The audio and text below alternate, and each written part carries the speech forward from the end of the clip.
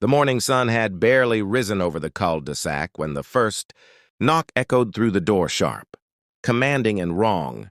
It was not a neighborly tap, it was the kind of knock that carried authority, or at least the illusion of it. Marcus Reed froze, mid-step, still in his running shoes, coffee steaming beside him.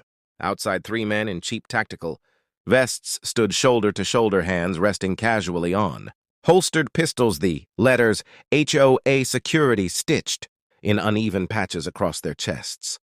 They said they were there to inspect his firearms, that his ownership was under review.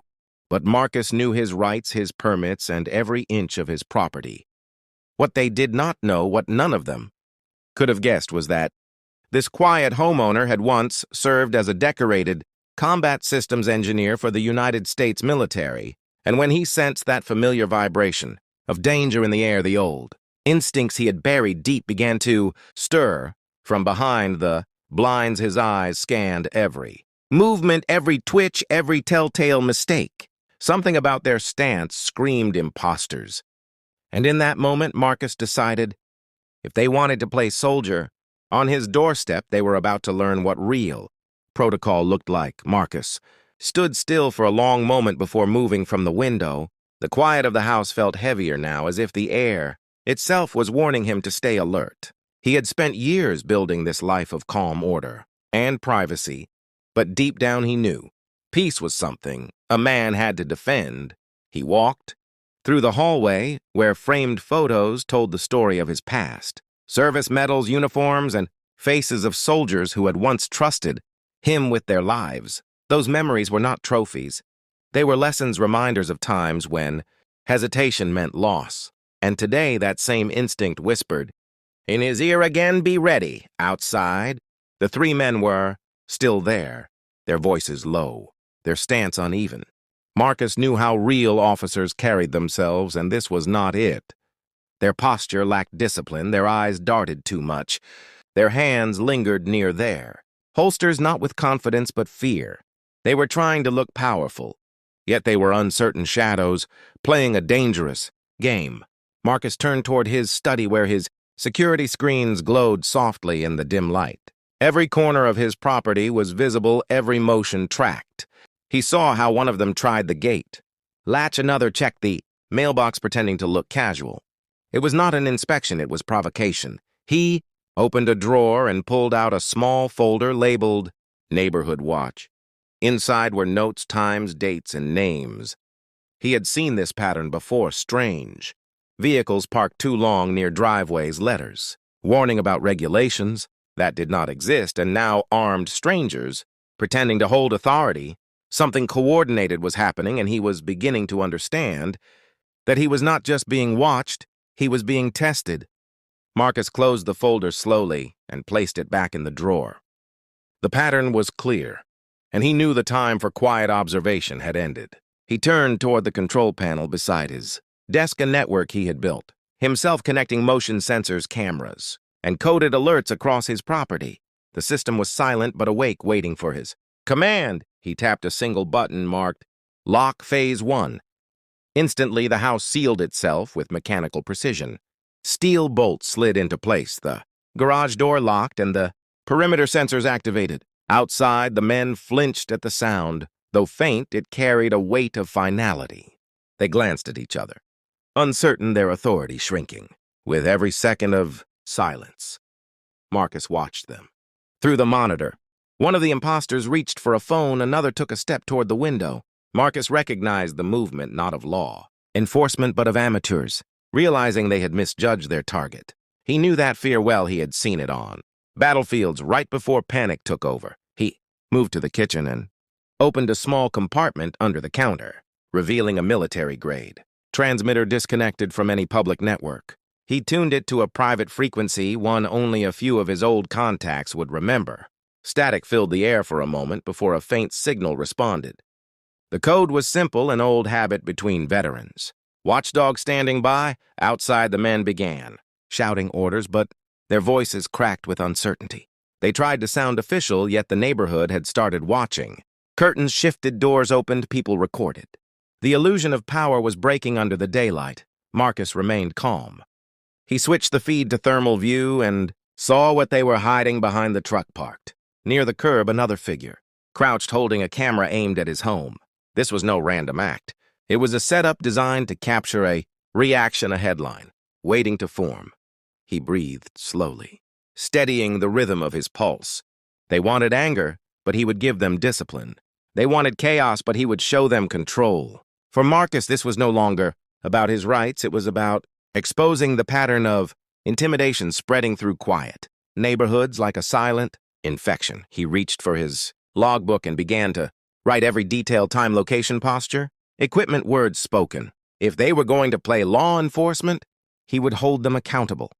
With evidence built on precision, the men outside regrouped, whispering frantically as they noticed.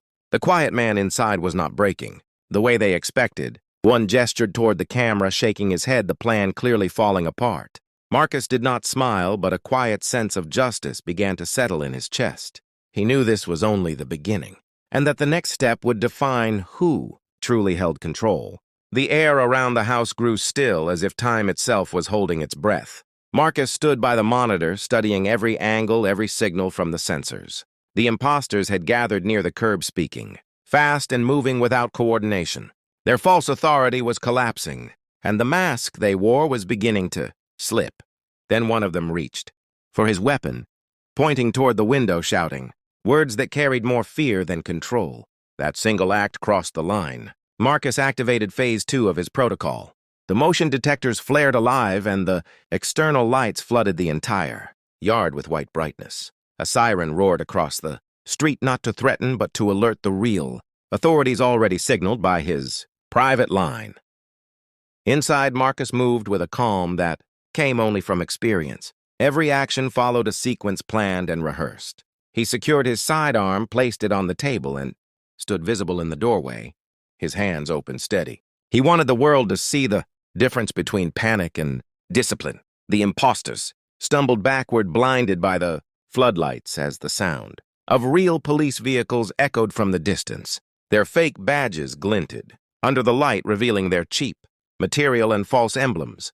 The crowd that had gathered began to murmur, filming every second.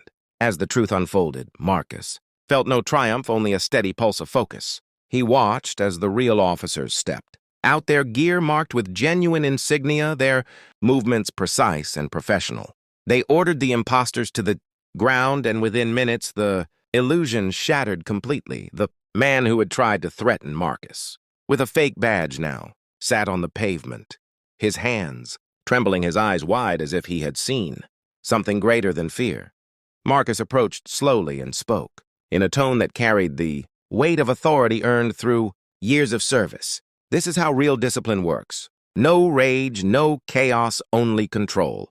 The officers took statements, collected evidence, and escorted the imposters away. The neighborhood that had once whispered now watched in silence, understanding that the calm man at the corner house was not to be underestimated. As the police cars pulled away, the street fell silent once more. The flashing lights faded, leaving only the soft glow of porch lamps and the heavy stillness that follows truth revealed.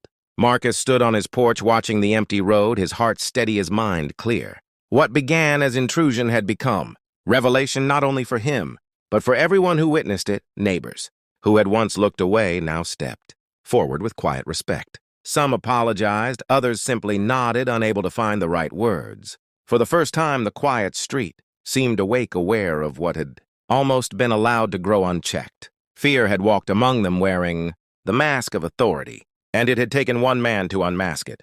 Marcus looked at the notes spread across his table, the records, the times, the faces. He knew this was not an isolated act, but part of a larger pattern that thrived where silence lived. He felt no pride, only purpose, a deeper sense of duty that service had planted long ago. His battle was no longer fought on foreign soil. It was here within the boundaries of everyday life, where injustice hid behind paperwork and false smiles.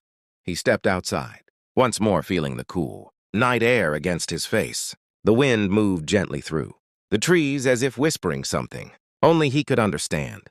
Power had tried to intimidate him through deception, but discipline had broken its illusion. In the distance, a child asked her mother what had happened, And the mother, replied softly a man, protected what was right. Those words carried farther than anyone knew, echoing beyond the street.